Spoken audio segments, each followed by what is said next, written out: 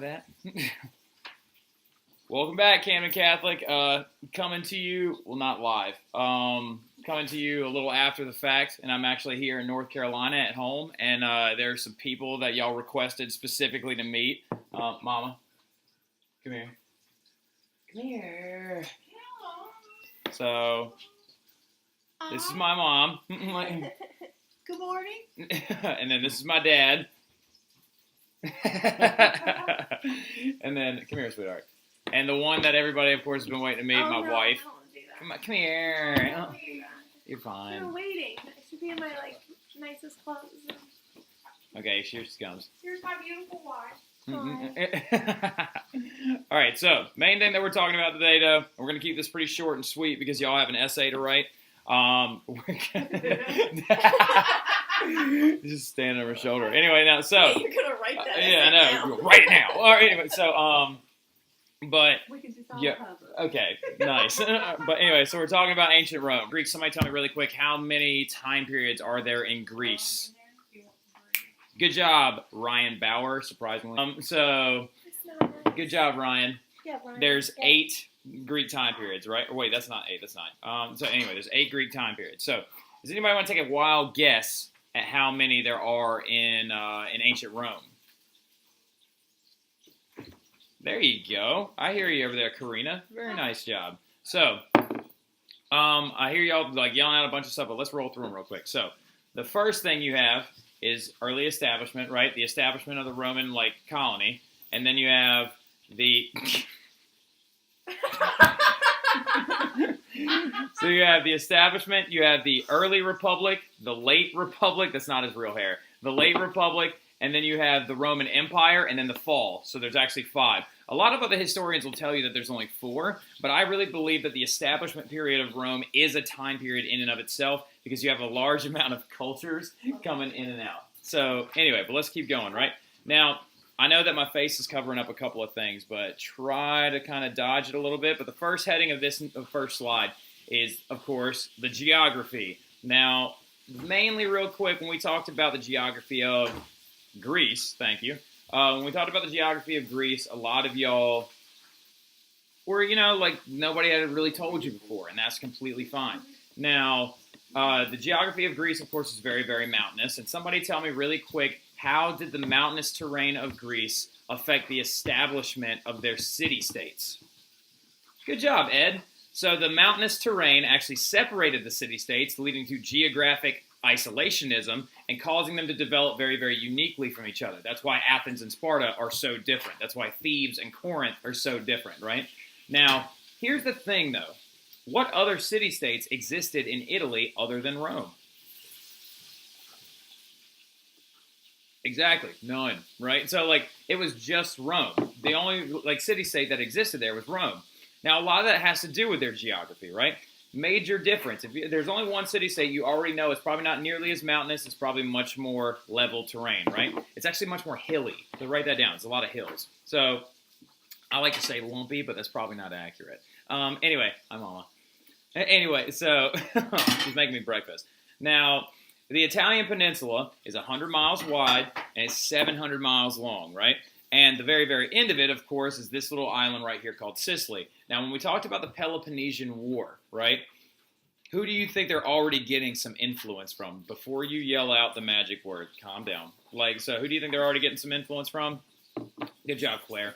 The Greeks, right? Because the Greeks had established several city-states on Sicily. Now, we're going to keep going, though, okay? So, the Italian peninsula has some valleys and plains, but the land is a lot less rugged than Greece, right? It is still hilly and everything like that. There are some small mountain ranges, but it's not nearly as rugged as Greece. Travel by land is a lot easier, okay? Also, here's the really cool part about it, though. Travel by the ocean was so easy for the Greeks because of all the islands and the natural harbors, but travel by the land is much easier in Rome simply because the coastline actually goes straight over and then ends in cliffs. There are a very limited amount of, beaches in Italy. Isn't one of them black sand, or is that in Spain? Sweetheart. Yeah. Isn't one of the beaches in Italy black sand, or is that in Spain? Spain? Okay. So look that up for extra credit. Where do the black sand beaches exist? Anyway, So this affects their like interaction with a lot of people. And when we talk about the movement of the Etruscans in, you'll see what I'm talking about. Now, this made trade with others living on the peninsula much easier instead of trading with others that lived everywhere else. Pretty sure one of y'all just emailed me again to go ahead and record this flip. So let's talk about farmland, though. Somebody tell me really quick, what are the things, like 5 things that Athenians ate typically, right? I hear you, a lot of y'all shouting. Okay, calm down. Yes, ma'am. Mrs. Terry, do you have an answer? Yeah. Well, so they do have some vegetables that they picked up from, of course, trading with the Phoenicians and things like that. But the farmland in Rome is actually much, much more fertile, right? So the ancient Rome had a somebody tell me that material again. Oh, dang, I just threw it up on accident. All right, anyway, well, yeah. What's the stuff that came out of the rivers after a flood? Silt, right? Now, we talked about the establishment of river valley civilizations when we talked about Mesopotamia and Egypt. So, same thing. But here's the thing. The silt in Rome came from a different river. Does anybody know the major river in Italy? I hear a lot of shouting, but y'all are like a little off, okay? So, it's the Tiber, Tiber, right? The Tiber River.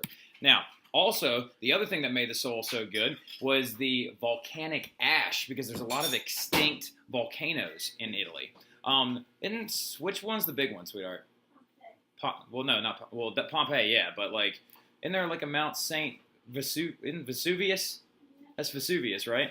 Yeah, Vesuvius is the big extinct one, but of course it wasn't extinct at the time because then it destroyed an entire city, right? So anyway, we're going to look at some pictures of that when we talk about the establishment of their colonies. So, now, a lot of y'all probably know this as well. The founding of Rome, not the fact, but the legend, right? So the legend of the founding of Rome and this very good farmland area with no natural harbors. But, remember, really quick, write this down. Somewhere next to where it says the coastline. Now, it's not good for trade, but if there are cliffs on the coastline, what is it good for? Take 2 seconds to think really quick. Hold on. Calm down, Mrs. Terry. Calm down. What is it good for? How does it aid you? No. Yes. Mama Terry gets the answer right. It's great for military defense, right? It keeps people from being able to invade you. Like when this guy named Hannibal shows up and we get to the Punic Wars, he couldn't invade by the coast because it's just run smack into a cliff. And he's not going to take all those elephants up a bunch of cliffs. Oh, there's elephants? Don't worry. We'll talk about it. We have cliffs on the compound. Now, anyway, so the brothers Romulus and Remus were apparently abandoned in a basket by their grandfather. And then they were raised by a wolf. A she-wolf, just the one. Anyway, her name was Lupa or something like that. Look, for extra credit, whoever comes in on Monday after the first bell better thing, whoever comes to class first on Monday and tells me the name of the wolf that raised Romulus and Remus, I'll give you extra credit on your essay. Now, anyway, so they were actually founded on 7 hills, right? Because apparently an oracle had told them following their raising by a wolf that you will found your great civilization on hills that are being circled by eagles. And apparently they walked around and saw 7 hills being circled by some eagles. Now Romulus killed Remus in an argument, though.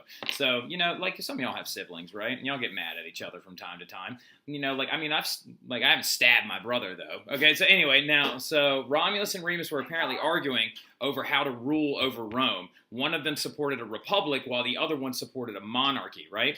Well, who do you think was the one that Romulus stabbed Remus, hence naming the city-state itself Rome, right? Now, anyway, became the first, king/emperor of Rome, right? Now, anyway, so the actual story of how Rome was founded, though, was by a group of people called the Latins, right? Oh, wait, what language do you think they spoke? Anybody? Mrs. Terry, it's not English, actually. All right, so anyway, they began migrating to the Italian peninsula. They settled south of the Tiber River on 7 separate hills, right? Now, they were farmers and herders. What do you think they were herding? Really quick. Anybody? Are you saying shh? What are you saying, Mama? Yeah, sheep and goats, right? That's the main kind of cash meat crop because cows exist, but they're all the way up in northern Europe. They don't even know they're there yet, so nobody's eating cheeseburgers yet, unfortunately.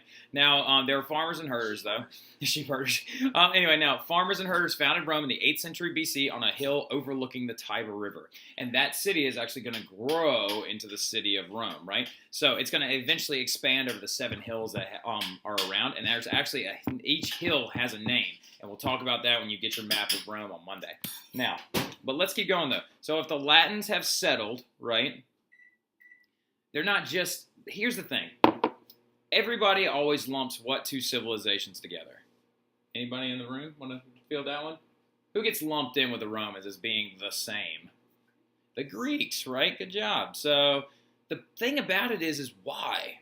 If they couldn't trade because there were no natural harbors, then why did they get lumped in with the Greeks, and why are they similar in a lot of respects? It's because they were taken over by someone who traded with the Greeks, right? I know you want to yell the magic word, but come on, calm down a little bit. All right, anyway, now just hold it in a little, okay? So this group of people, you see right here in this yellow right here, it's right there in the middle. It says Etruscan, right? These people showed up during the 6th century BC, and they're called the Etruscans, right? The Etruscans came in, and we actually, as a historical community, don't know where they came from, right? To this day, no one knows where they came from. A lot of people think they came from the area that is now present-day Turkey. A lot of people think that they may have been indigenous people from the northern side of Italy. And then some other historians think they may have came on the other side of the Alps, right? So, where I believe they probably came from a Turkish area, considering the fact that they picked up so many cultural traits from the Greeks because the Etruscans traded with the Greeks, right? That's why the Etruscans wore tunics and togas, and they wore wreaths on their heads, and they drank wine, and they did all of these things. What? Toga party. No, okay, do not endorse toga parties, Mama Mary. Calm down. All right, anyway, now, so they brought a lot of like crops, major goods, shipbuilding techniques. They brought all of these things to Rome and then took over the Latin community, right? So anyway, the Etruscans, though, we'll talk about a lot of crazy things about them. They're very, very unique people. They're really, really interesting. They party very hard. Now, anyway, so also the cool thing about the Etruscans, though, is they're one of the first ancient civilizations to completely appreciate their women. The women ran the household in the Etruscan community, and also women at get-togethers and its rituals, at religious rituals, they laid down and the men waited on them. Interesting. All right, so that is not how our house works. All right, anyway, so around 600 BC, the Etruscan people from the northern part of Italy took control of Rome, right? They came in and then over the Alps and came down. They had traded with the Greeks, so they brought tons of Greek customs and ideas with them. Rome is technically a blend of 3 cultures: Etruscans, Latins, and Greeks, making them very, very, very unique on their own, right? So we got one other thing to talk about, and then you're done for the weekend. And then I'm going to tell you your thingy thing. Oh, sorry. My wife is trying to do the extra credit and tell me where black sand beaches are. So she's not in class though, so she's a cheater, and it's not 8th period on Monday yet. So anyway, but they had traded with the Greeks, and so it's a huge blend of cultures, right? So we'll talk more about that when we get into cultural dynamics of the Romans when we get there on Monday. Now, here's the thing, though. Now you can say it. Go ahead and yell it. What's the magic word? What's the magic word, Miss Terry? Do you know? Well, I'm getting breakfast.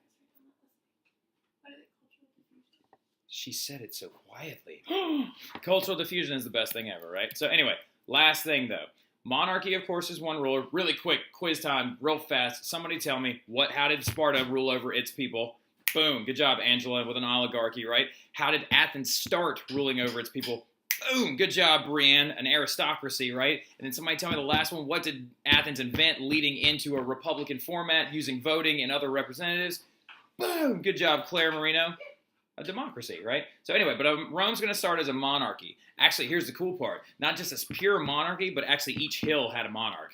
All right, anyway, so Rome had 7 different kings at its founding, right, for the 7 different hills. So the Roman citizens, though, are actually going to rebel. Now, a Roman, of course, is a Latin, an indigenous Latin. Now, the Roman citizens are going to rebel against the last Etruscans, push them completely out of Rome, and they are going to migrate back to the north of Italy, and they're going to establish the world's first republic.